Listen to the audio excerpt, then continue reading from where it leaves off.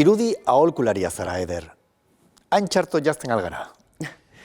Guk denetariko aholkuak ematen ditugu. Tartean arropari buruzkoak bai. Banik baldakizu nori galdetu diodan gaur zer jantzi. Leioari. Euriari zuela esan dit eta... Jakin ezazu arropak funtzio soziala ere badaukala. Eta gure lana nork bere irudi onena emateko baliabideak eskaintzea da. Eta horretarako nire armairua erakutsi beharko nizuke. Armairu analisia da eskaintzen dugun zerbitzuetako bat. Bai. Bezeroaren etxera joan, armairua aztertu eta adibidez egun berezietarako janzkera egokiena bilatzen lagun dezakegu. Egun bereziak gutxi izan ohi dira, ordea.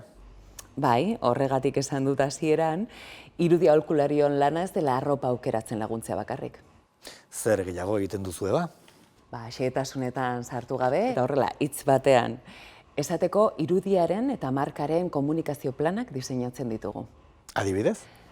Negozio bateko uniformeak aukeratzen lagundu, arropa dendetako arduradunei bildumak erabakitzen laguntzeko aholkulari lanak egin, argazkilaritza korporatiboa eta industriala ere eskaintzen dugu, ekitaldi sozialak eta ospakizunak antolatu.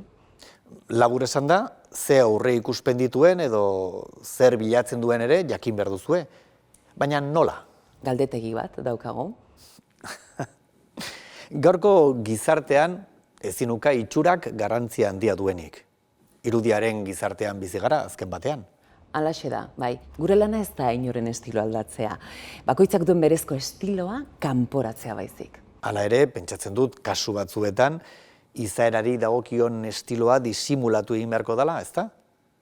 Esaterako, lan arlo batzuetan ez dago ondo ikusita piercing edo tatuajeak izatea. Ez ara, arazoa ez da tatuajeak izatea, estilo horren alderik onena eta benetakoena lantzea baizik. Baita politikaria izan da ere?